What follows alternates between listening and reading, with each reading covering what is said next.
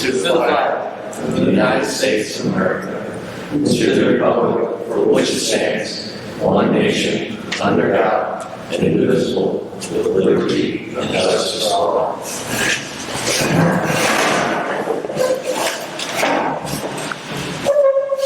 Yeah, please. Yeah, wait, hold on.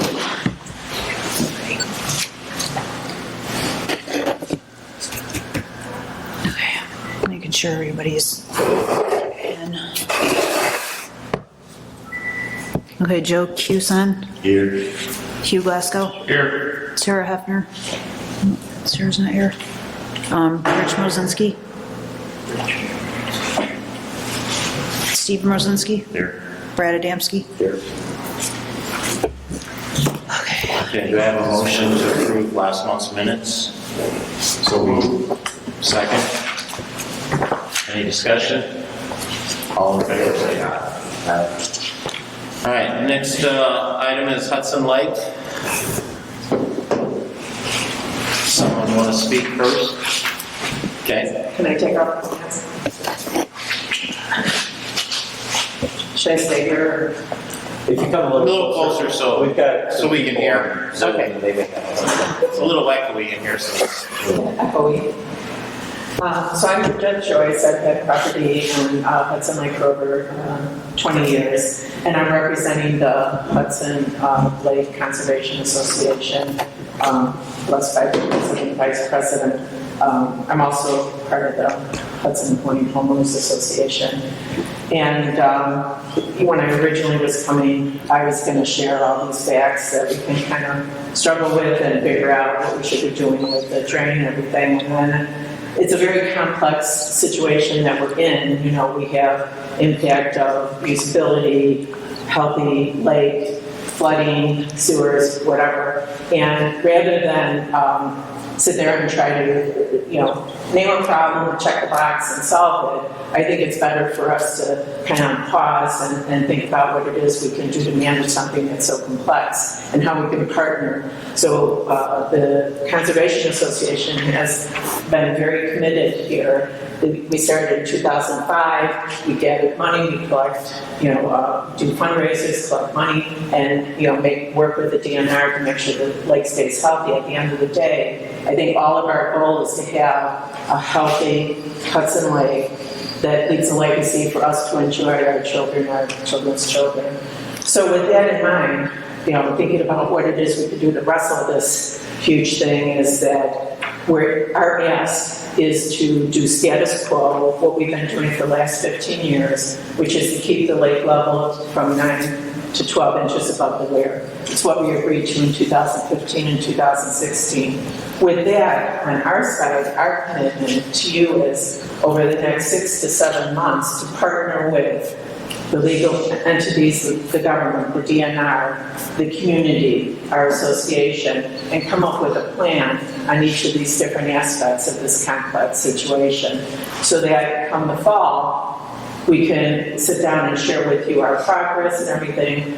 This month, come to every meeting for you, show our progress, show our commitment, and show our plans of what we're doing. And this month we would plan it out. There's a lot of things already in action, looking at dredging, looking at sewers or whatever those things are, and making sure that we're committed. Because I think over the years we've kind of lost our way. The drain was put in, it was declared, okay, we need to build only like this, 6 feet above the weir, and then all of a sudden we're not kind of sticking to our plan, and we kind of created our own problems in the long run. Not anybody in particular, but sometimes things change hands and knowledge doesn't get passed necessarily.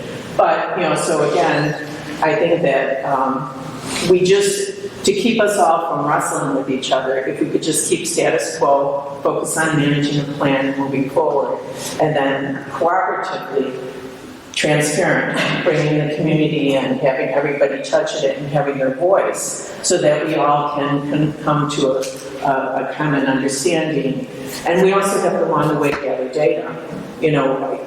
we think, oh, someone's flooding, oh, we have to open the drain, but what does that really mean? Is there a foundation that needs to be patched versus a lake that needs to be lowered? So, Christine has been wonderful. I've talked to Joanne Warner and with others in the community, as well as our Commissioner Joe Hayne, and everybody's been very transparent. It's made us feel that this is a way that we could really go and accomplish something. So, there's things like inspecting the drain, there's a whole list of things, but if we could put our heads together and come up with a plan, I think that we could all feel good. Right now, we're all miserable. You guys don't want to deal with our drain. We don't want to deal with, all those things that are happening on the lake. And so this is our ask, to stay status quo, let us work in a cooperative with everybody. And then, come October, November, we should be in good shape to know where we're heading and feel good about how we're managing the whole thing and its health. So, Right. Amen. Step in there. No, we appreciate you coming forward like this, and obviously transparency is going to be key, both with the board working with you and with the community working with the different governmental entities. The only change in status quo from the board's perspective this year was a change in who is boots on the ground out there at the lake. Mike Pullen recently stepping aside, so that probably created some conflict at the beginning. Maybe the drains opened a bit more than you guys were all used to out there. Yeah, it's a little scary. It's like Sure. 2005 all over again. And rumors were starting to spread that the drain was broken and that it was just running freely, and that's where we want to nip that stuff in the bud. Christine and Steve are, responsive, attentive. They care about the community as well, not just as their representatives of the board, but as being put in a difficult situation, obviously. Yes. There's conflicting interests out there with the lake. There always have been as far as the lake level. But, in the past, at least in the past few years, that's kind of simmered down. Yes. And we want to at least get our role back to that area where we're, keeping the delicate balance in place, but certainly looking towards long-term solutions. And I'm sure the board will be receptive to those as we go forward. Yeah, everybody's hungry. They were so frightened this year because I was around in 2005. The lake dried up for 3 years, so no one wants to see that happen. And again, not pointing fingers. We just want to make sure that we're okay. And we can't just bad things to people. And we started the whole spring as a normal spring where we're going to get a bunch of rain, and we knew the county wanted us to keep that road open, so we were trying to keep it as low as we could, expecting the spring rains, which we did not get. But we will keep monitoring it and get back to where it should be, keep the road open though. Yeah, so are we good kind of with the 12? Because that's kind of what we Is that what we had for the discussed last the other day, 12 years. I mean, 15 years. Where's that right now, roughly?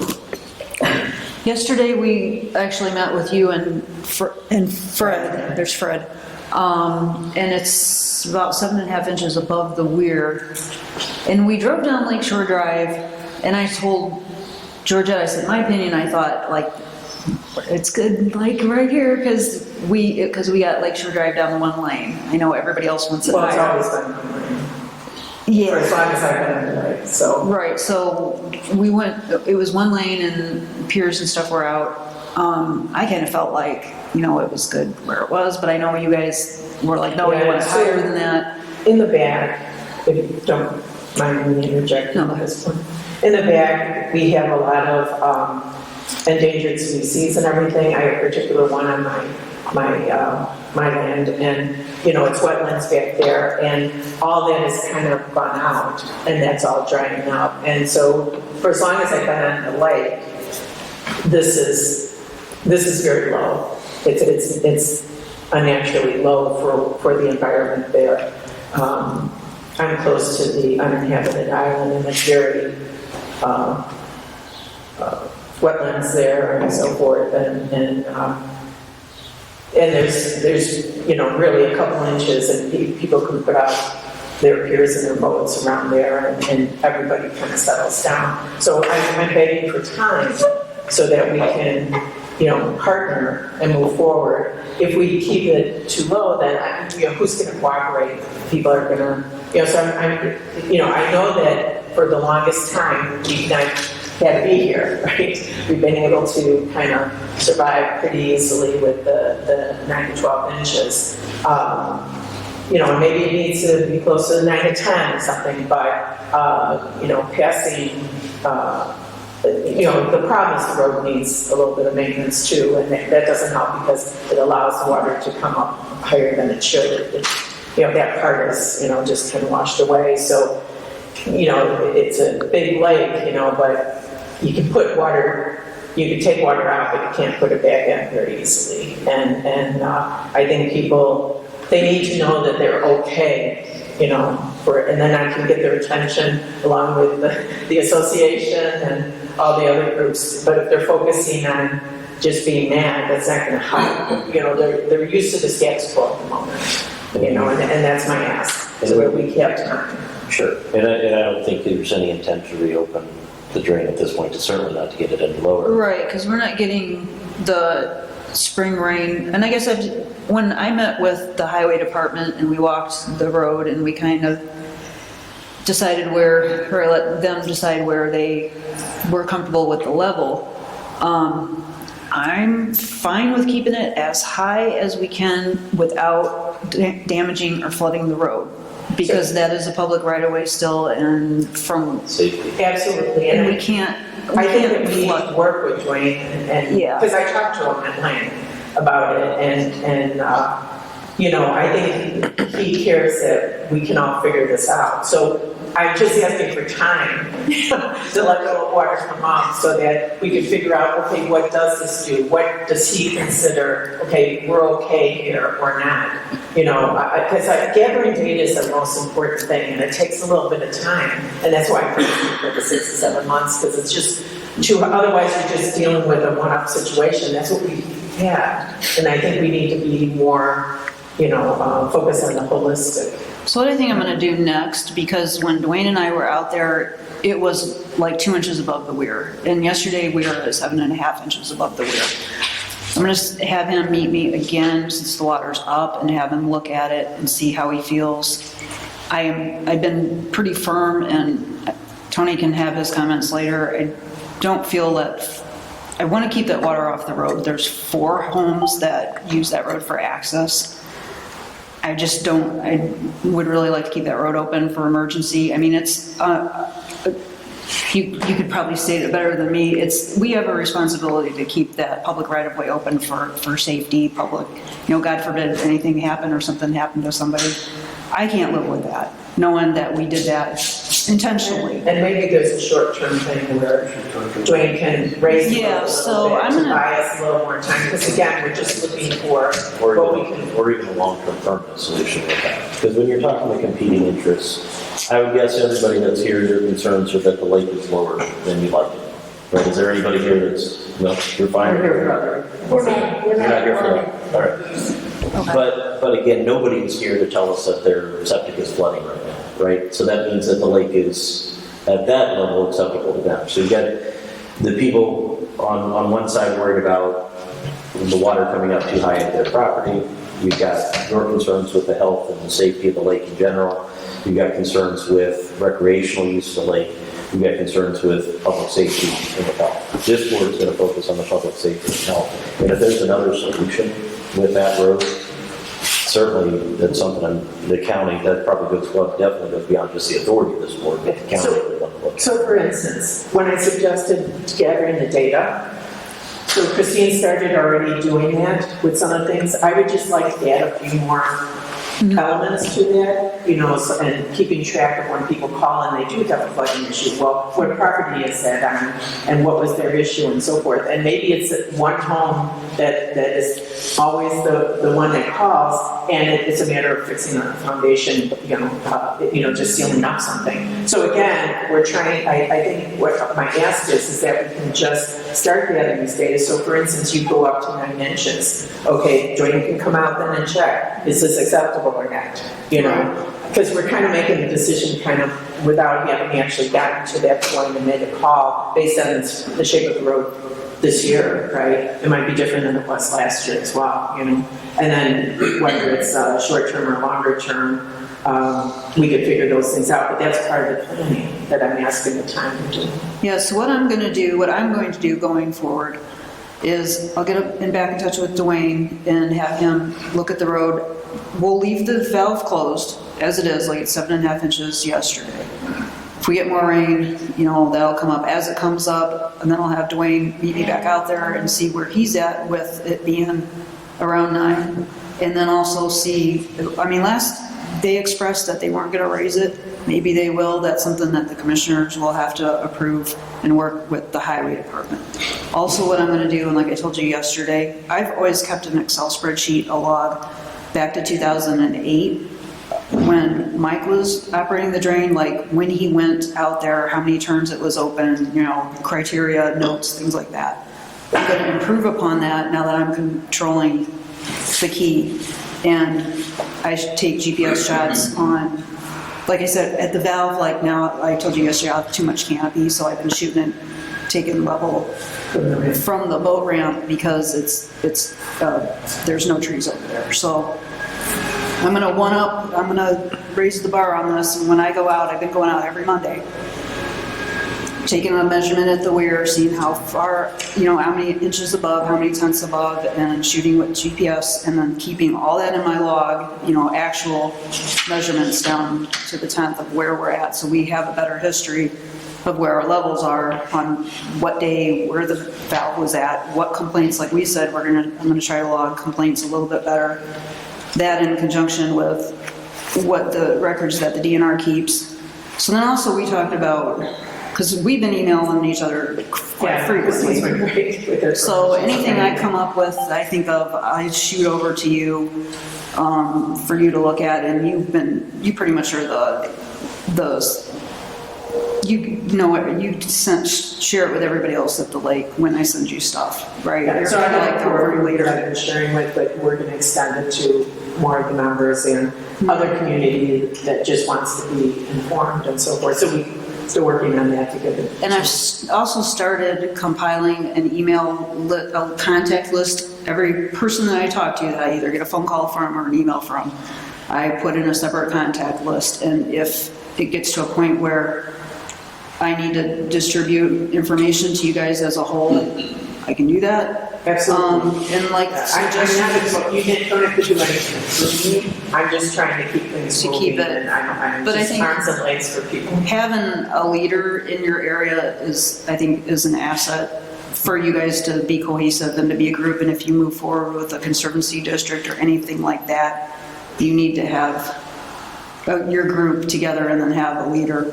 I think, and you've kind of established yourself as that. So I think going forward. We have a vice president. I don't want to be stepping on toes here. I think going forward, I've kept the communication line open with everybody. You guys know how to get a hold of me and where to throw the rocks in the garbage at.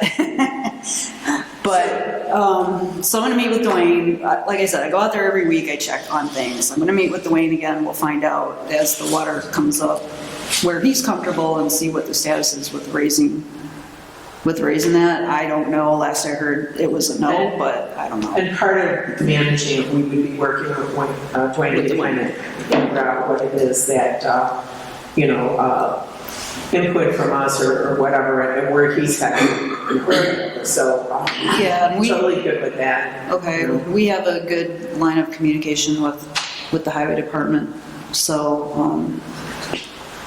I don't know, I don't want to flood the road. I don't want to have anybody harmed or endangered or any bad things happen. I can't live like that, so that's why I've been real firm about that. I know you guys we'll keep it as high as we can to keep everybody happy.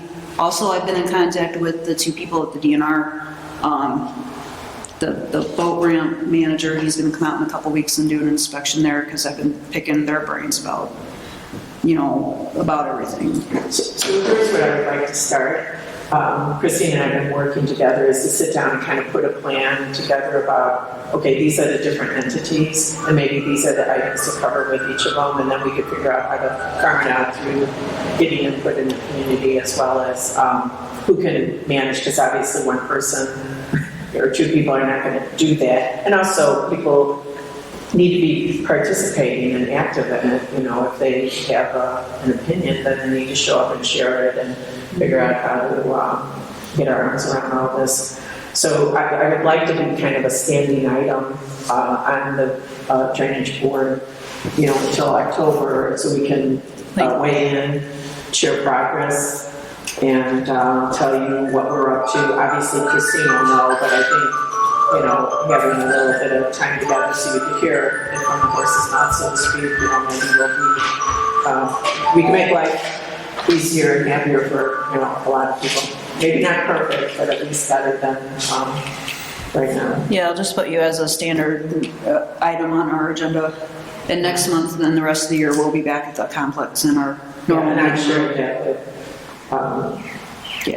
most of the folks, you know, because our association has, well, it's like 100 emails or so it might be a couple hundred people, you know, 2,000 residents, so it's a decent number that people will be able to borrow dues and interest and carrying out the lake.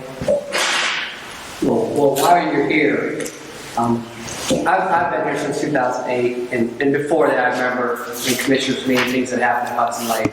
And since as county surveyor, we've had some pretty cool technology. Christy's been out, and I've been out, and Mike's been out. We've taken an inordinate amount of GPS data, which is amazing. We have the ability. So our GPS data is accurate in, I don't know, sometimes 2 centimeters. 3/8 of an inch, half an inch, pretty accurate stuff. And we could go all around the lake. So I always kept up, and Mike was doing this and keeping tabs with Christy and Mike, figure out what's going on with Hudson Lake. And there's a lot of things were said about Hudson Lake as well. I guess basically Hudson Lake, and we did some research because we even have more ability now. I think Christy shared that with you. You can go online, you can download photos from many years and many decades. So when I first got on board as county surveyor and Hudson Lake became a discussion, we didn't have this ability, now we have this ability. So Hudson Lake, and we can share this photo if you guys want to see it, you can download photos. So in the late 30s, Hudson Lake didn't have, you know, the weir needed to be fixed, and so they fixed it and set the weir at the legal lake limit. It's a concrete weir, it's poured concrete, it's not blocks, it's just a poured weir with an overflow that once it stops overflowing, the lake's just going to settle down, and it's either going to evaporate or it's just going to hold at that level. So before they did that, the lake was, I guess I want to say, when they put that weir in, they've artificially raised that lake. You know, before that weir was there and it was failing, that lake, typically, that uninhabited island, you could walk to that uninhabited island. So it was, and the area around the boat ramp that's on the northwest side, it was really just a wetland, kind of a swamp. You really couldn't even put a boat in it, and we could share these photos because we bought them as a county and the state has them. So when they put that weir in and set the legal lake limit, they actually artificially raised the level of that lake. And that obviously has impacts for aquatic life and use of the lake when they raised that lake to that weir. But when they did that, there was lots of things around that lake prior to that they stopped. There was a road all around that lake. I mean, there's physically a road around owners, and now owners have houses right at the water. The water's actually lapping at the foundations. But before they put that weir in, there was a road that they could actually drive around that lake, around the inside. All we have left now is Lakeshore Drive. So the artificial raising of that lake, that weir, wiped out that road, and those people have since built concrete piers or concrete abutments to protect the lake from at that level. So there are houses and basements, and there are septic systems on both upstream and downstream of this weir that are impacted. And we've taken lots of data. Mike has made sure they point out to me all the owners that have houses, septics, or basements that are in trouble, and what elevations. And we have taken these elevations since 2008. Christy and I and Mike have been out there taking elevations. And right now, the elevations that we look at are twofold. They're upstream on the lake, which is where this board started talking about the 9 to 12 inches. Because at 9 inches, some of these houses and basements and septics start getting water in them. And at 12 inches, we're really starting to put water in a house and septic upstream. Downstream, if we have a whole bunch of water, and right now we're at 7.5 inches, 8 inches, which I think is probably, in my personal opinion, I think that's probably the limit of where we should allow it to be. Because downstream, if we have to get something over 8 or 9 inches, we have to open up that 24-inch pipe as much as we can, which is really old, and we really shouldn't be monkeying with it, because at some point it's going to fail and we're all going to be in the soup here.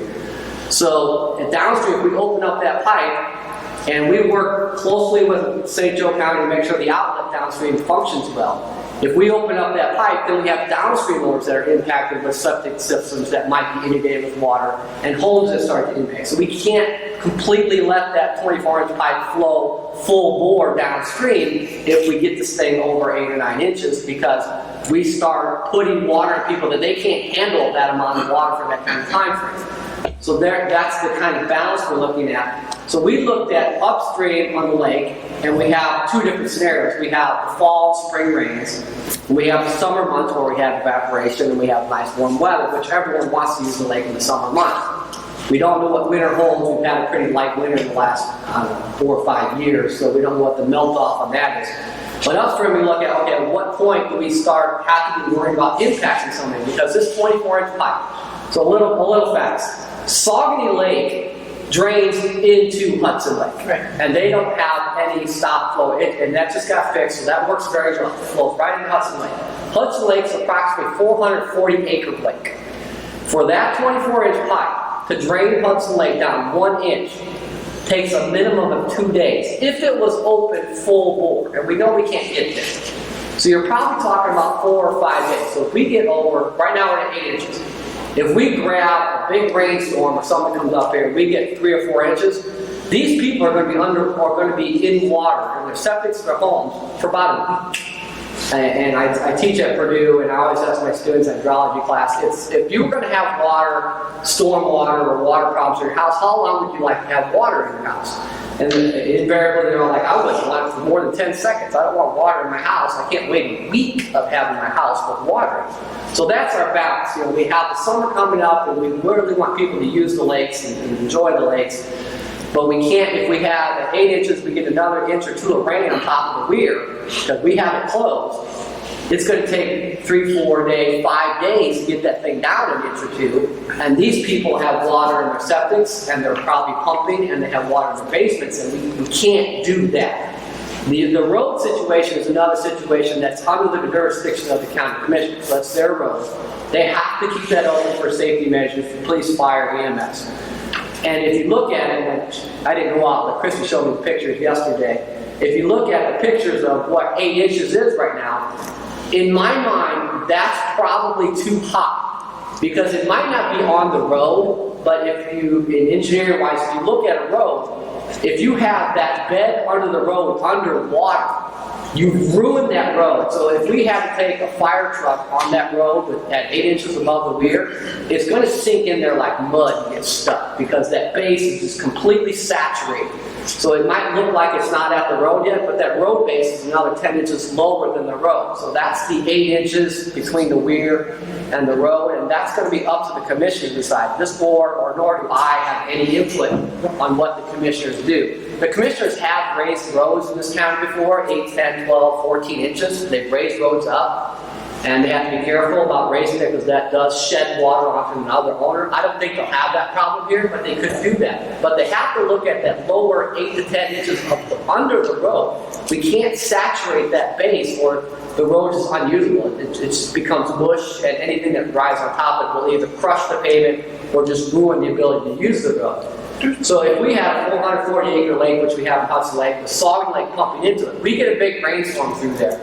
That could jump up 2, 3, 4, 5 inches in a day or two in the spring. And we're always worried about that happening right now. Right now it's April, we're in mid-April, so we think, the standard term, April showers, spring May flowers. We know rains come in April, And we always try to make sure we're ready for that, but we know we have to balance that between what's going to happen in evaporation all summer long. So we got 2 or 3 months of evaporation, And which we also could have be, groundwater loss in there. and you have groundwater, which could be substantial if we have a real hot summer. Last summer we had a real long drought. It wasn't that hot, but we had a long drought summer. Lake levels really went down.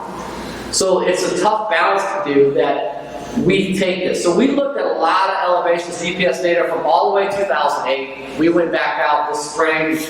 Christy's been out, I've been out. We take a lot of data. We have a new boat launch up there at the Northwest Park. Make sure that they can use that.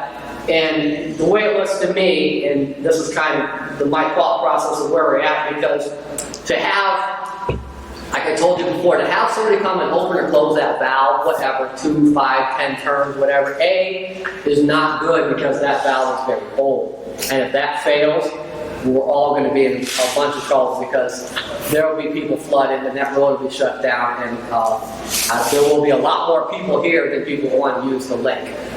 So if we have these rains come in and that valve to open it or close it, it takes not just hours, it takes days. So if I told you it took 2 to 3 days to lower an inch at full bore, if I only got open half, I'm a week. So to try to lower that like 1 inch in a week with that valve half open, which is about what we need to do because that outlet can't handle that kind of velocity or that kind of volume. We looked at the data for upstream and downstream. In my opinion, we could safely set that lake a half a foot above the weir. And I have some ideas what we could do. I would have to ask DNR what they would allow us to do. I mean, my thoughts is they make plastic timbers. I could put a 6-inch plastic timber on it, I could glue it on there, and you could hold that lake 6 inches above the weir. I think DNR will allow us to do that. And if we held it at 6 inches above the weir, and we opened that valve, whatever, 3/4 or halfway, when it went over the weir, it would automatically go, because sending somebody out there, and Mike did this, and Christy did this before Mike, somebody's every day to open or close the weir 2 or 3 turns. Honestly, it just makes people feel good, it makes people feel bad. It really doesn't do anything to open and close that valve. Mother Nature handles that lake more than we could ever affect that 24-inch pipe. That 24-inch pipe would drain a 440-acre lake plus soggy lake on top of it. You know, it takes a long time. And I mean, my opinion, if we left that. Now, the boat docks that everyone's discussing, again, those are really on the commissioners again. Lakeshore Drive is the commissioner's jurisdiction. The land at Lakeshore Drive is platted as public right-of-way.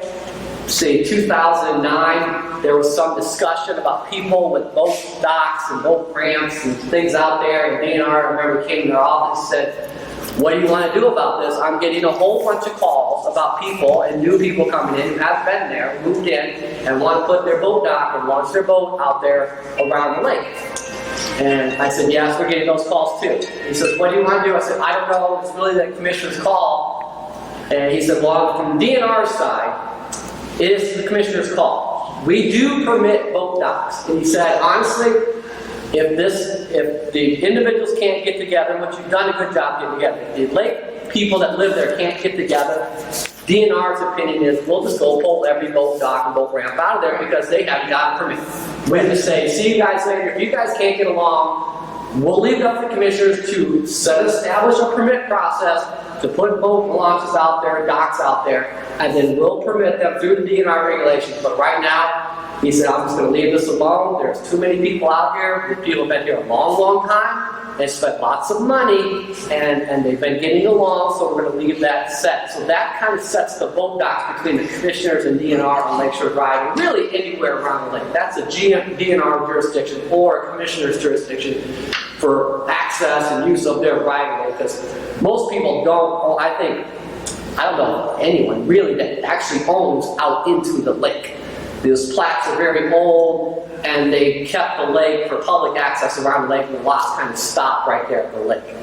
So in my opinion, we do need to keep all this together, and people are talking, and we need data. We need good, clear data about lake levels and when they come up and when they come down, because we want to set that somewhere, I don't know, March to let it come up, or February, or October to start letting it come back down, because we want that summer season.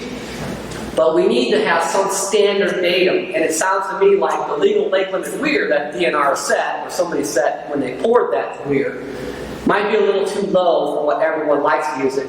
And as far as I think this board is concerned, or the commissioners would be concerned, is they don't really mind where you want that lake, but we have two considerations. We cannot impact somebody's basements or septics or their public health, safety, and welfare of the road. And we have to have the ability to make sure, if it comes up quickly, we still do not impact them for a short amount of time as we can. Because if we set that weir at 9 inches, and we got a big rain and 3 or 4 inches came up, we could lower that lake for a week, maybe 2. And these people's septics would be failing for a week or 2, or their basements would be flooded for a week or 2, and I'm sure nobody wants that. So that's why I come up with the numbers we took, upstream and downstream. I think you could hold that lake 6 inches higher than the weir. What happens after that, we will have to adjust the valve to see what rainstorm hits and when it hits, or when snow melt hits. So say at 6 inches, we get another 3 inches of rain, or what, 2 right now, we're at 8 inches above. We would have to start opening that valve pretty quickly and pretty widely to get that to go away, because we can't have that moving to 10 or 12 inches and then impacting people up or downstream when we open that valve full open as much as we can. So that's kind of my report. I didn't say much in the first, 4 years I hear, but I've seen it enough to know we have really good data now, and we know who actually gets impacted and where they are and what elevation they are. And we do need to start tracking where people are, but we have, like Brad said, we have competing uses. We have a use for people that live there in public health, safety, and welfare. We have people that have a recreational use, which we like to have. But one has to overrule the other. And in my mind, a 6 inches is an easy hole. You can start getting at 9 inches, now we're impacting that road bed and potentially setting ourselves up for some safety problems if we get another inch or 2 above that, because then we start flooding septics and basements and homes. So I don't know if we can do that. We'll ask DNR, but they make plastic landscaping timbers. We can artificially raise that weir 6 inches and hold it there and just let it sit, so we're not trying to adjust that valve to hold 6 or 8 inches. We can just hold that 6 inches, and Mother Nature will give us the extra 2. And if we get an extra 2 inches above 6 to 8 or 9, we have to start opening that valve full bore as much as we can to let it go, because if we get anything more than that, we're going to impact them. Now, when the summer months come, July, August, the hot sun, summer months, that 6 inches should buy us, it depends on how hot it is, that 6 inches might buy us 4 weeks of evaporation, and we're going to be back down to about the level of the weir as it is. So that's the balance that we have to look at, and it's a struggle, because now we're talking about, in my mind, we're talking about anywhere from 6 to 10 inches, and after 10 inches, people are getting impacted. I don't think this board wants to do any part of making sure that people's basements aren't getting water, or houses aren't getting water, or septics aren't getting up or downstream. Because after about 9 to 10 inches, we got to start taking water off at the fastest rate we can. And that downstream ditch cannot handle that 24-inch pipe at full bore. That's my opinion on it. I've been here enough to see that. That's kind of the balance I think we can achieve, and we'll have to ask DNR about it. So understanding some of that data, I didn't realize you were keeping track of all the people who were impacted and the times that they happened and what events they were, because that was something that we were looking for again to try to, help and work through and so forth. So I think, so when the lake went down 2 inches below the weir, it severely was affecting Little Hudson, the west side. Yes. And that, is just not a good thing at all, because that's exactly where we were when we ended up with 3 years of it all going dry. And when that happened, there used to be springs that were on the west side, and those all dried up during that time, so we don't have that as an advantage to help us refill the lake when things happen.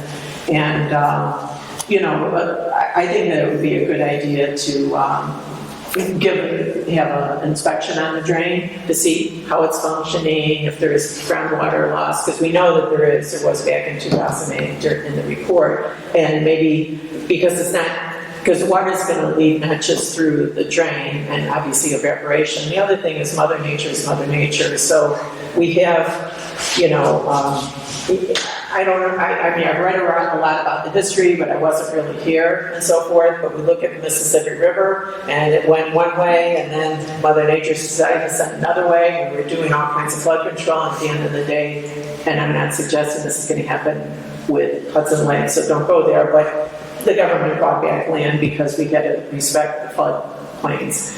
And Des Plaines River did the same thing, and they had to do that. And so Hudson Lake is Mother Nature and so forth. So again, it's great that you're gathering data, but how can we put our arms around this to do it? So again, my ask is to just keep everybody kind of, and I know that people are good with status quo because that's what they're used to. And, 6 inches seems low. We were up to 8 and it seemed to be still okay. Lakeshore Drive has been one lane. I think the idea of not letting it go below a certain amount by putting plastic in, yay, that's music to some people's ears because at least we know it's not going to go below the weir, unless Mother Nature dries out on its own, and so forth. So again, but that's part of what I was hoping to be the plan that we can put together and share and work through and get to and be transparent about so people know what to expect. Because if the lake is only going to be so high, maybe my pontoon goes out, but I can't put my speedboat out if I'm going to need a crane to get it out at the end of the summer, So, it's real decisions people are trying to make. So they're just looking to what they can, depend on at this point, so that they can make good decisions. And we're working with the DNR to do dredging in the backside. And if we're successful in that, then, a lot of this noise of, how low or high, it is a little less because the lake is usable, but also the endangered species and the wildlife have water back there because it's a little deeper. It still may dry out places because it's not like they were just, but again, and when you think about the public access that the DNR put in, they put it in so that whole back end would be useful so people could get out into the main lake and dredging happened there. So again, it's figuring out how do we kind of bring this all together so that, we can kind of keep everybody mostly happy. We know we can't. And then likewise, sometimes, people have issues with houses. I had a compromised corner in my place on Hudson Lake and dealing with, I was saying, okay, I have to put in flood tiles. And so I did, and now all is good. So sometimes the owner has to kind of take some ownership of, what do I have to do to make sure that I built in a place where there's flood, I need to put up a flood control system. That's kind of like, buyer beware, or, you kind of have to take care of your place. And back when there was a little window when the DNR allowed me to dredge, and boy, I did it. It cost me a lot of money, but now that's compromised because, if the lake's too low, we did a good job. I'm in better shape than my neighbors, but still, we're just trying to be respectful, take care of everybody's needs, but then figure out, how do we do this without getting everybody angry so they don't want to work together, to manage everything. And that's kind of why I was asking, status quo is usually something people can deal with and kind of sticking to that. So my recommendation to the board is that Chris is going to go out with Wayne, and we usually do this in the engineering surveying field, that if we have a road that's impacted, we'll see if Dwayne will run like a triaxle out there loaded, and if he can get that down that road where it is 8 inches high right now and there's no impacts to that base and he doesn't rut the road up or bury the triaxle going down that road, I think we're in good shape. If he runs down that road with a loaded triaxle and it just fails and gives up, that means the base is too saturated at the 8 or 9 inches, and that's up to him and the commissioners to tell this board that we can't have it here. And then the other option is we'll discuss with DNR, can we artificially raise that weir 6 inches and give you guys some guaranteed impact that it's not going to go down. It's not going to go down. Yeah, the 8 inches is going to depend on the county. Okay. But if they run a triaxle down there and that road fails at 8 inches, you can't have that base saturated. If it doesn't saturate, then we could potentially look at a higher than 6 inches. But right now, I know this board is safe at 6 inches, and his road should not be impacted. There are no owners or no septic should be impacted. So that's kind of the two problems. My recommendation to the board is we'll ask DNR if we can artificially raise it 6 inches, a minimum. And then we'll ask if County Highway can go out there and inspect their road base and maybe run a heavy triaxle down there and see if it can handle the 8 inches it's sitting at right now, because if we can give you 8 inches during the summer, I think that's the least amount, the most amount of water you'll gain all summer long without impacting lower than that weir, because we don't know if the summer is going to be hot and rainy or it's going to be nice and cool. Last year it was hot and dry and we lost a lot everywhere around the county. Well, I think that's my recommendation to the board, that we have two things to discuss. We have one, see if DNR will let us do anything with the weir to raise that weir. And I'm not talking permanent. We put something on top of that weir. If it doesn't work out, we can pull it back off or put it back like it was without impacting or ruining the concrete weir. And then make sure the county road is not going to be impacted with the saturation that's in there right now. That base can handle it, and I don't know if it can or if it can't. I don't know what's under that road. Then we could potentially ask them to raise that weir up higher. But after it gets over whatever artificial elevation we set for that weir, we're going to leave that valve open probably halfway. So once it rises over that weir at 6 or 8 inches, we're going to try to get rid of that as fast and efficiently as we can without ruining the downstream outflow. And that would probably pull us, and honestly I hope that would pull us all the way through the summer and through the winter, unless some big monstrous rains happen. I think that might be a 85% solution, that everyone can understand what level this lake's going to stay at within some sort of small parameter, instead of an 8 or 10 or 12 inch high and 8 or 10 or 12 inch low with a valve that we keep opening and closing. That, again, I'm scared that it's either going to be stuck all the way open or it's going to be stuck all the way closed if we keep messing with that valve and the garbage that goes through that thing and its age. And I think this board can do that for the next month and come back and see what happens, because that will put us into May.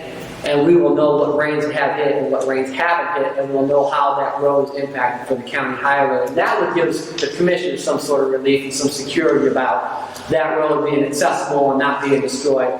And then they can decide if there's something they want to do to raise that road and make that road better. But I think that's probably, after the years of looking at this, and the data we've recently taken, and everyone we know now, because Mike took good records and Christy kept up all the data, we know about where we can be safe, and we know where we can try to buy you as much time in August to keep that water up without impacting people in the spring and fall. And even without using that artificially raised weir or whatever you're talking about, raising it to whether it's 6 inches or 8 inches, even if you're not going so far as to set that as the maintenance level, wouldn't that be a good idea for mitigation if the valve were to fail anyhow? Yes. So that seems like... I mean, that's kind of the test case here. Is if that valve fails, open or closed, and we're stuck with it, artificially raising that weir will guarantee every owner some sort of security and use of that lake at that level. And we won't be running out there trying to do this. And I'm not saying, I've looked at it, I don't know if we can do this right away, because right now we're just going to have to mess with the valve until August. We need that weir to be dry, to put something on there to artificially raise it, and we know we're going to probably get dry somewhere in August. So what you're really getting is status quo until August, where some decisions have to be made by DNR and this board and the height and the commissioners and Dwayne. So really, that's my recommendation, that we're getting you status quo until sometime in August, when the lake will probably be under that weir if the evaporation in the spring soak everything up, and we'll see where we're at. But yeah, you're right. If we could set that standard now that we know what everyone likes, what DNR boat ramp needs, and set that height 6 or 8 inches, 9 inches, whatever it is, that takes the pressure off that valve, and that gives you everyone security on what they're going to have in every season of the year through that lake, as much as Mother Nature as well. I mean, I was down in the floods in 92 and 93 in St. Louis, and And that's where I learned my greatest lesson in Mother Nature. I mean, no matter what we tried, Mother Nature was going to do what she wanted on the Mississippi and the Missouri. We were sandbagging 13-foot tall sandbags. And Exactly. there's nothing you're going to, you can help Mother Nature, but when she takes over, you just got to get out. And even when the drain went in, Christine was saying it was 3 feet above the weir. That's why it was flooding, that's why they put it in. So Yeah. we all understand that things happen, but, So that's what my recommendation for, and you're going to get status quo until it gets down to the weir in the summer. And we've got no meetings right now. I think that's, we can hold it and let Dwayne look at the. Tony. someone's asking. Tony? Yes. I didn't know if anyone could hear me or not, but just one point that Georgette made, I needed to make sure everyone knows is clear. I'm the one who's been working with the DNR on the dredging, and that's not a permanent solution for that over there. So I don't know if 6 inches is enough to raise that road by. You guys are going to have to look at that. I want to look into legally raising the limit of the lake, and that's going to take a little bit of time. But just to be able to do any dredging is a 2-year process with the DNR, because the first year you do a survey, the second year you can actually get into the dredging. And what the biologist approved is only some little channels through the north and south side of the island, a little channel to the public launch, and then there's like 2 or 3 inlets over to a couple of residences. It's really a very small amount that dredging is even an option. So raising the level is, I mean, maybe what you're talking about is good from a temporary standpoint, meaning a year or 2, but long term, I think we have to look at a much higher level, like a foot or 2 higher. Yeah, we can look at it. Was this Zach? Yeah. Yeah, it's Zach. I can see it, Zach. Yeah, we could look at that. And as I said, that's going to be up to the county highway and the county commissioners on that foot. And then the owners we have that have water in their basement or septics that are impacted up or downstream. But yeah, you're right. The DNR, their ability to allow you to do things in that lake, dredging or whatever, is pretty intense. And for now, I guess we have to stay status quo until we get to August when the lake comes down, if it does come down in the hot summer. And hopefully by then we have months to have these discussions with DNR, the county commissioners, and the county highway. So yeah, but there's got to be a different process though to look into legally raising the lake level, the limit. You know, the limit is established just based on an average, and that gets tampered with when you start controlling this drain like we have been. I mean, Mike knew that the limit or the range that everyone was happy with was 9 inches above. That goes to show you how screwed up the legal limit is. That's what we really need to get fixed. Yeah, the legal lake limit, the weir was set by the DNR, so we can ask them, but I don't think they're going to allow us to long-term reset that weir elevation. Now, they might let us do something temporarily on top of it, long as it's potentially removable if it impacts any of these functions of the lake in any way. So that's my discussion with them, that I think they will let us do something temporary to kind of experiment with it and see what works for them and everything they got going on the lake and dredging the lake and their launch and everyone that lives around the lake.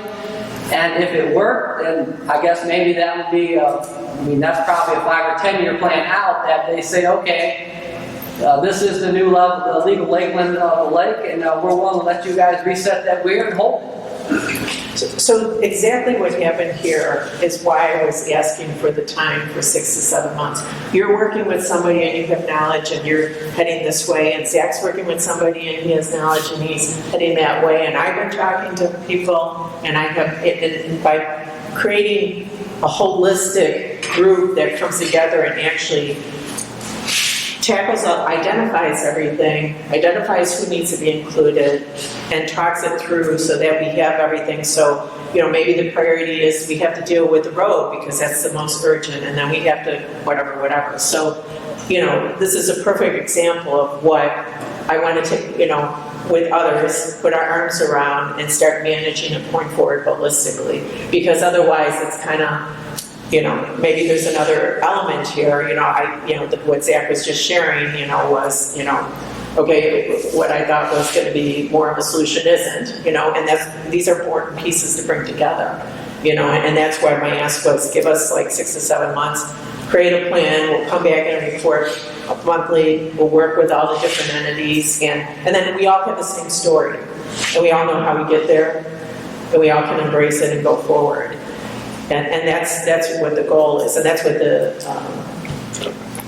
association was, the Conservation Yeah, Association. the one thing I want to get out to everyone out there is that we do have an outlet to this lake, but it's not like it's not like a light switch. You can't turn it on and turn it off and get that lake to move. It's a 440 acre lake. It takes days and weeks to move that lake up or down. So, and I know a lot of people say, oh, well, it came up real fast or went down real fast. I think those factors are more contributed to Mother Nature than they are to us.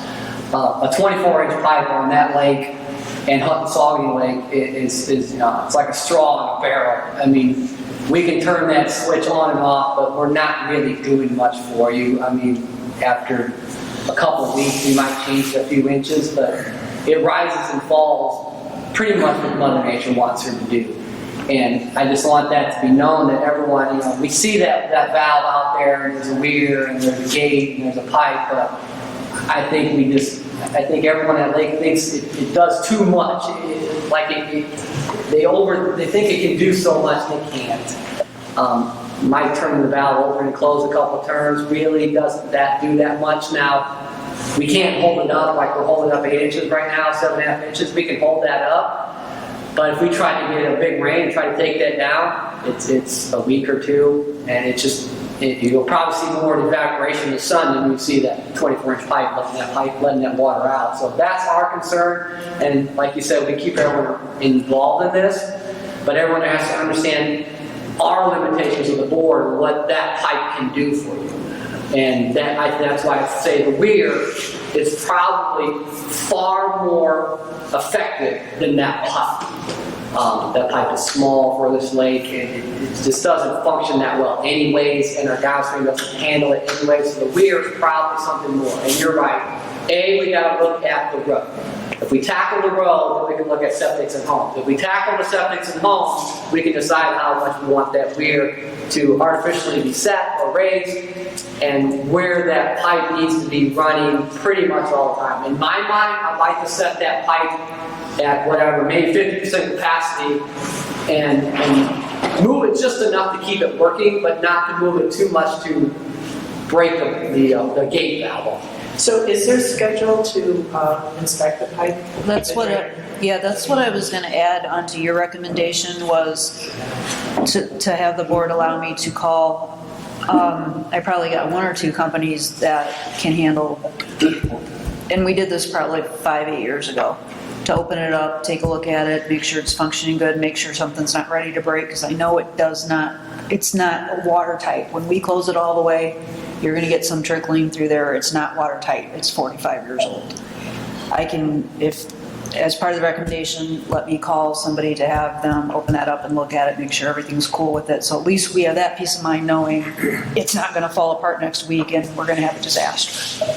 And also, besides it not closing totally the groundwater that might be around it or anything, and also things settle over time. Is the weir really at the legal average normal anymore? Right. Well, or is it down? Yeah. So these are the things that, when I was making my list of, okay, if I'm going to look at this, what are the 20 things I might do? These were some of them. There's a benchmark that's on the telephone pole that's closest to that weir. So what I was going to do anyway, when I get an extra person to go with me to hold the rod, I was going to double check the top of that weir against that benchmark, and just And is the telephone pole right there, or is it? Yeah, it's on the Because there's also east side.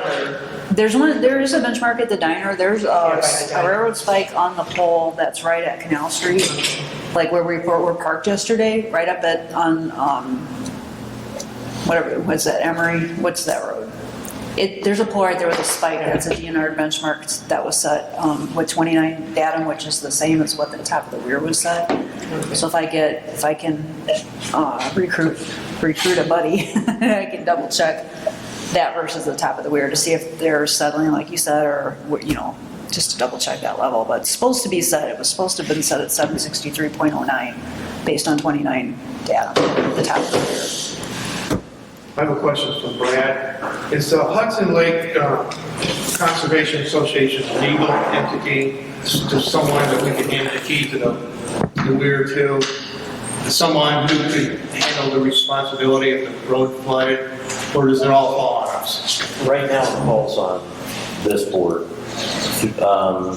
It's something we could consider. We've had discussions about that informally. The risk, of course, is making sure that whoever, if there is an entity that's appropriate to turn it over to, is responsive to all the competing interests, which includes not just the property interests out there, but the county's interest with the road.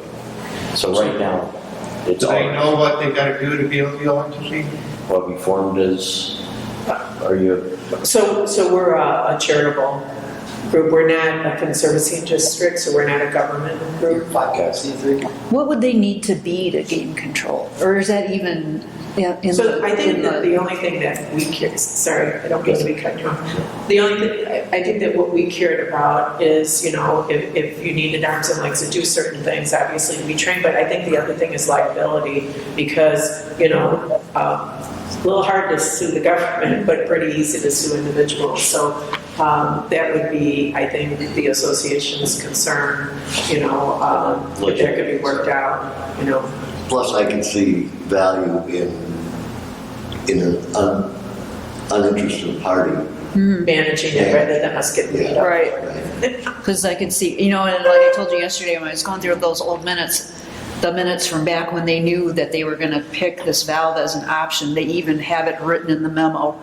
We know that when we put this valve in, there's going to be fighting amongst the residents over the level. I mean, they knew that that was going to be a problem. So, well, hopefully if we can partner. But if we have a can better partnership minimize- like what we're talking about. And be transparent, so it's great to hear, you know, all that you're sharing and everything like that, so we know where people are coming from, and we know the issues that we have to start identifying and tackling and putting our arms around. And, you know, everybody's gonna have to do their part, you know, and whatever that is.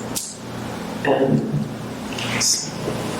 And I think we'll talk with Tony and we'll talk with the DNR and see what we come up with and get the county back out there and with their trucks and see what happens and we can go from there and discuss it as we get it. Yeah, and then I'll have the valve inspector. so I know to Christine make is sure that's super okay busy, too. but if we could have, you know, a go-to person, whether it's you Yeah, I'll get a hold of ongoing or the whatever, so highway that we department. could start putting together, you know, projects and things like that, so that we stay, you know, locked arm to go together and go forward and have accessibility to people. So far, I can't complain. People have been wonderful in sharing things, but, you know, it's going to take a little more attention to actually get it down on paper and figure out, you know, so we're not stepping on each other and we're all knowing that this is happening here and this is how we're going to prioritize and why we're doing it and so forth.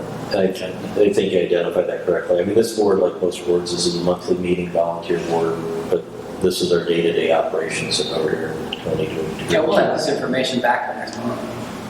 Yeah.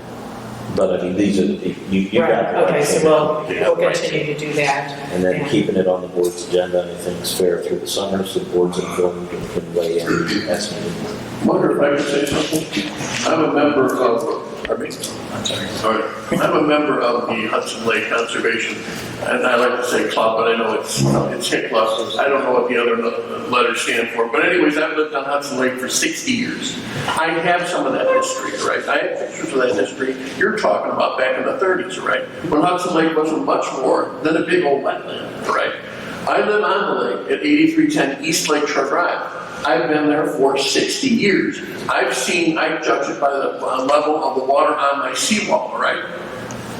What's your name? What was your name? My name is Jim Parlin, P-A-R-L. Yeah, you have been there. You have been there. I have been there a long time. You've been there a long time. So all I can tell you is I've seen it where there's 200 feet of beach out in front of my seawall. And I've seen it in 1979 when water went up over the wall, went across and flowed into the swamp that I own across the street. It's 11 acres. I used to run dogs in there when I was a kid. Now it's a big old 11-acre swamp and I love it. The lake and all the areas around the lake are so much better with water in them. And I recognize and understand your experience with flooding and the 7-inch deal, but it seems to be 8 to 9 inches. It seems to be about the sweet spot. I went down the road you're talking about.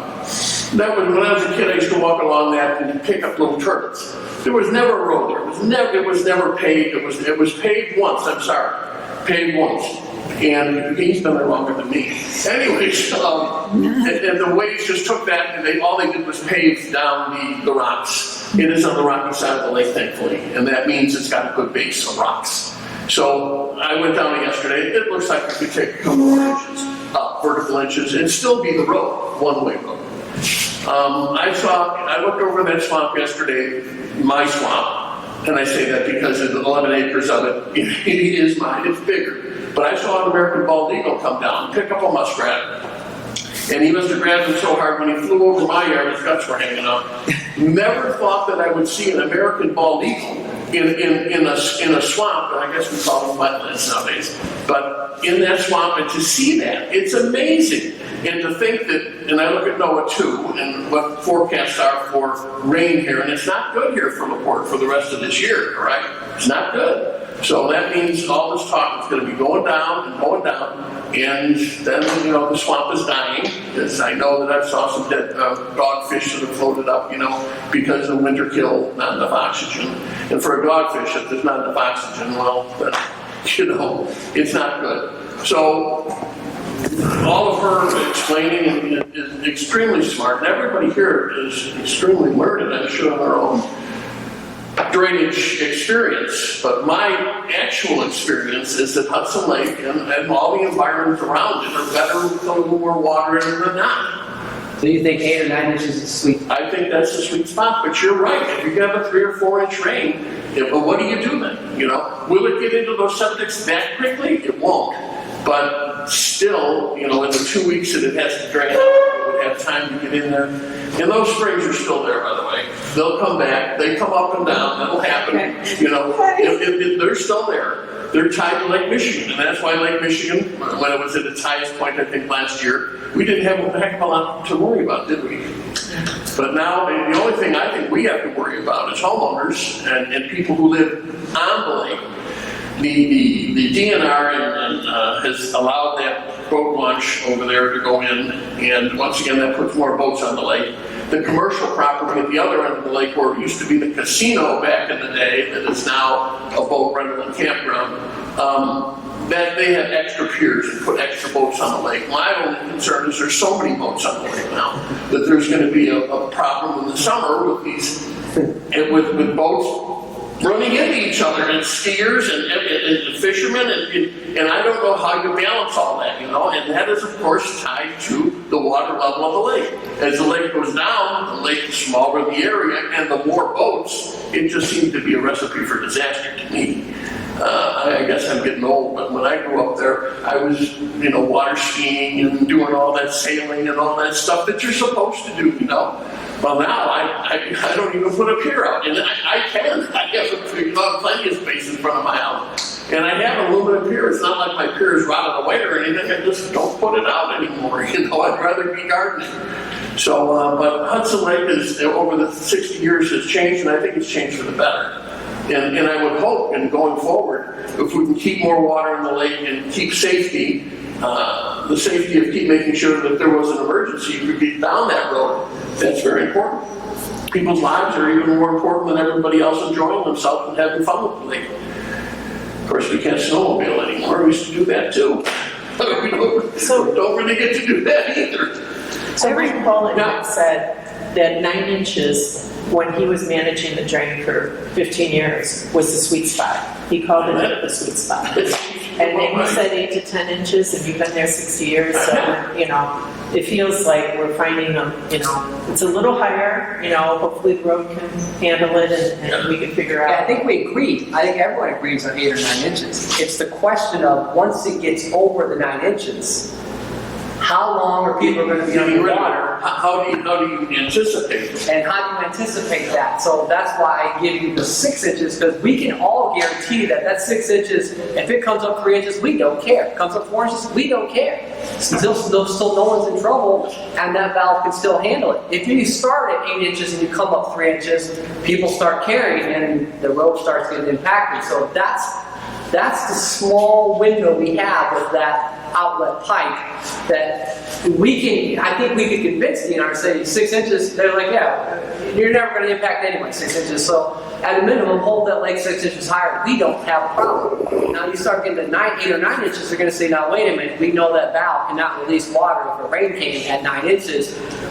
You guys have to all work out who gets impacted and for how long, upstream and downstream of that valve. I mean, 8 or 9 inches is the sweet spot. I think everyone agrees that. There's no question. But how do you handle anything above that? Because, you know, everyone says you can't put water on. Well, Mother Nature can put water on pretty quick, and we can't take it off the rate Mother Nature puts it on. Now, he lives on that road. Roger I live on Testa. that road. I am driver Tasca. My family moved to Hudson Lake in '65. 21 years ago, I built on Lakeshore Drive. I've seen it go up and down. I've seen it at 9+ inches and cement trucks come by. So I believe that base is pretty strong. Yeah, we're going to find out. But a lot of things you're making reference to is all that high side. But say you have 6 inches, say you keep it at 6 inches. Bam, hot summer, no rain, goes down to 4 inches. Oh, yeah. They're not going to be able to travel through the North Channel. That boat launch can barely be used right now. There's big bass boats that put in back there that get stuck in that because it's just a big lily pad bog back there. Personally, if they're going to dredge that little canal, it's just going to backfill with silt. Dredge that whole bay out, make it part of Hudson Lake. Take it down 15 feet, 10 feet. I know that's way too expensive for, you know, the DNR to think about or the county. But that would be ideal. Make it part of the lake. Make it a usable part of the lake. Because right now, you know, I have a pretty shallow boat, and in the springtime, you go back there to fish for pike, and I can't get back there right now. You know, and so it's only going to get worse.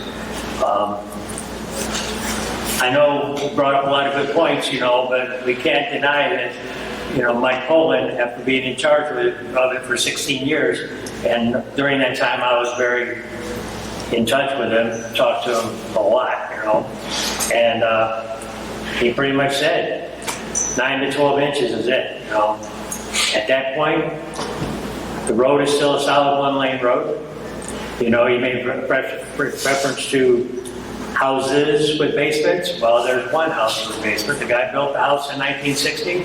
Everybody told him, what are you doing? You're putting a basement in a house, you know, right on the water, you know, actually right on the water, you know, and so, yeah, he has a problem, you know.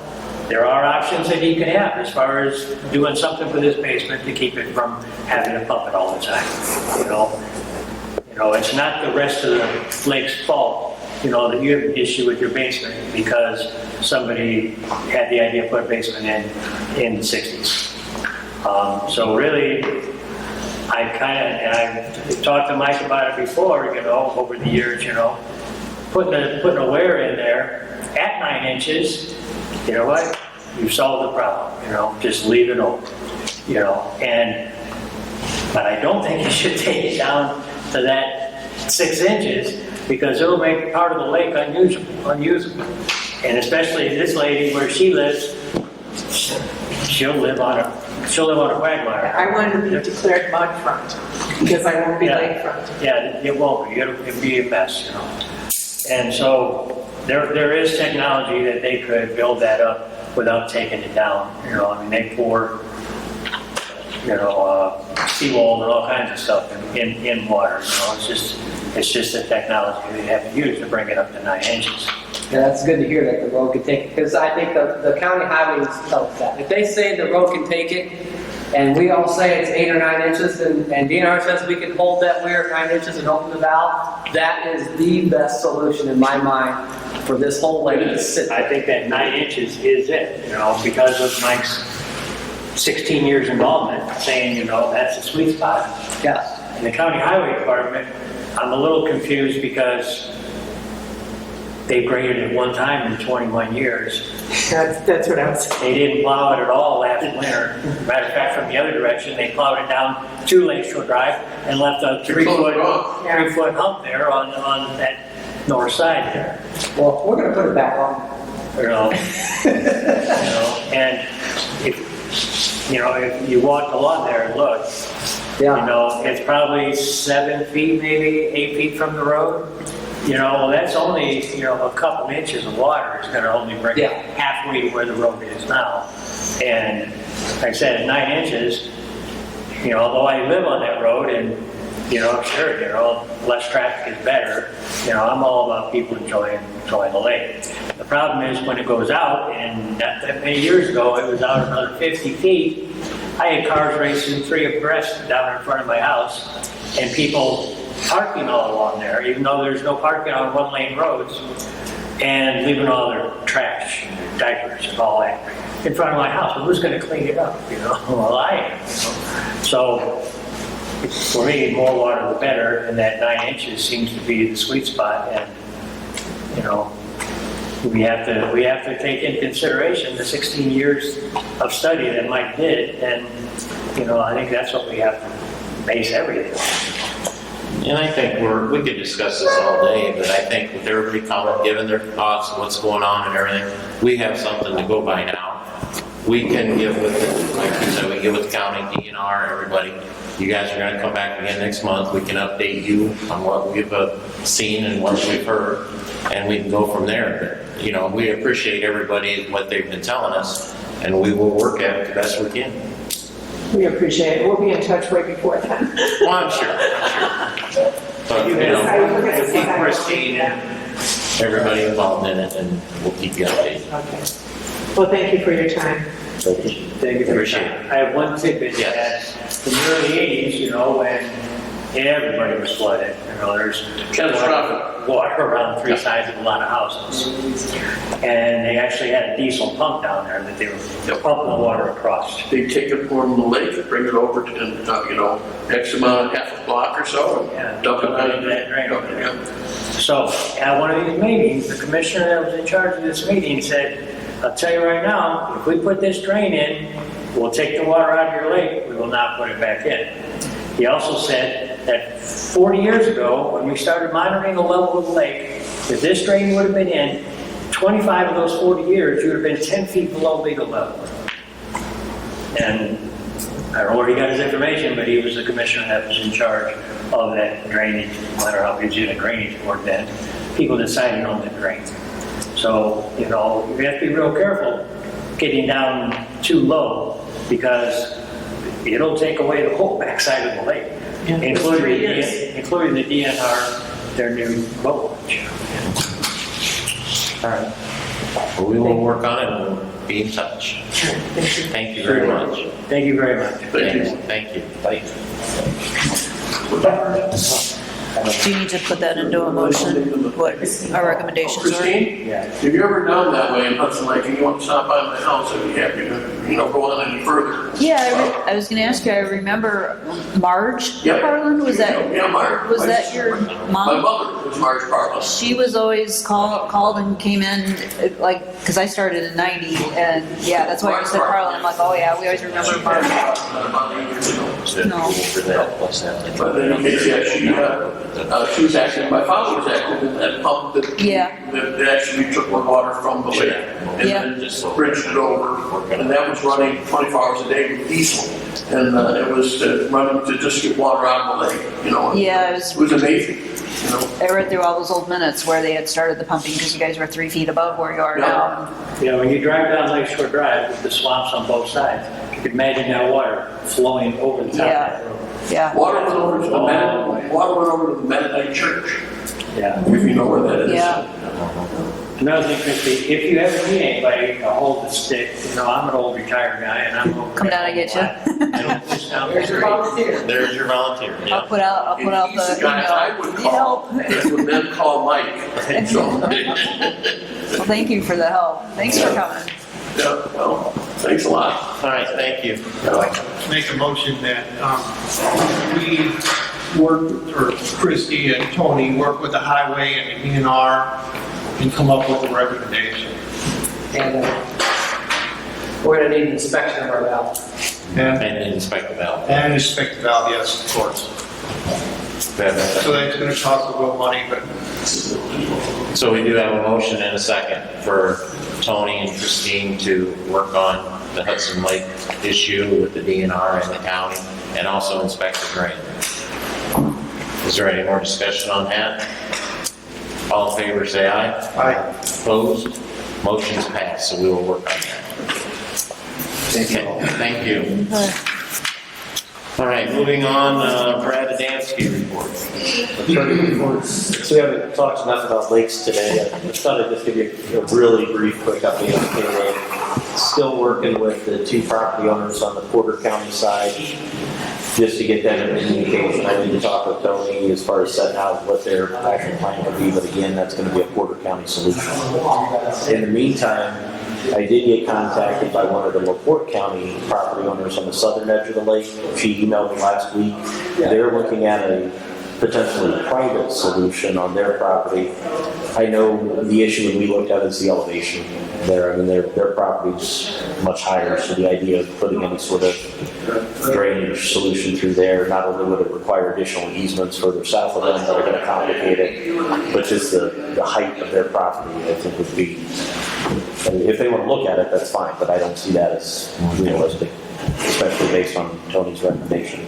So the idea would still be, you have 2 property owners that are willing to cooperate on the southwest side of the lake that could potentially grant easements to Porte County to connect to their existing drainage over there, which would be ideal.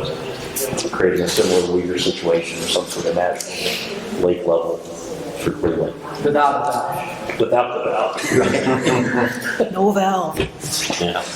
So that's all I got for attorney reports for this month, since we're already well into the days. All right, Tony on the surveyor.